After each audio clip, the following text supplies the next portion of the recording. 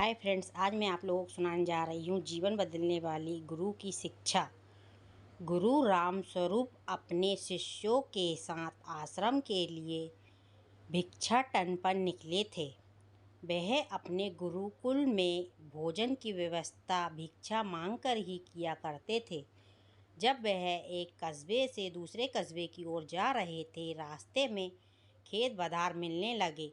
किसी खेत में हरी भरी फसल खड़ी तो कोई खेत बंजर नजर आ रहा था। ऐसे ही एक बंजर खेत पर किसान कुछ बुवाई करने के लिए खेत को जोत रहा था। वहीं पेड़ के नीचे उसने अपना सारा सामान, पोटली आदि रखा हुआ था। गुरु रामस्वरूप के शिष्यों में एक शिष्य शरारती था। वह शरारती स्वभाव के कारण किसान की रखी हुई पोटली उठा लाया। गुरु रामस्वरूप को जब ज्ञात हुआ कि उसके शिष्य ने कुछ शरारत किया है, गुरु ने शिष्य को समझाया, पुत्र, इस प्रकार तुम उस गरीब किसान की पोटली चुराकर उसे कष्ट दे रहे हो। यह कार्य तुम्हें शोभा नहीं देता। तुम उस किसान को दुखी करके अपने ईश्वर को दुखी करोगे। तुम्हें जो पैसे भिक्षा में मिले हैं, उसे ले जाकर उसी स्थान पर पोटली सहित रख दो और फिर किसान का भाव देखो। शिष्य ने ऐसा ही किया। वह पोटली और पोटली के नीचे भिक्षा में मिले हुए पैसे रख आता है। गरीब किसान काफ़ी दिनों से परेशान था।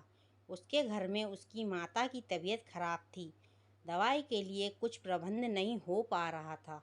जब किसान खेत का काम निपटा कर बैठा और उसने अपनी पोटली उठाकर देखी तो उसके नीचे कुछ पैसे थे। उसने इधर उधर देखा किंतु कोई नज़र नहीं आया। किसान पैसे लेकर बहुत खुश हुआ और ऊपर दोनों हाथ करते हुए ईश्वर को धन्यवाद करता रहा।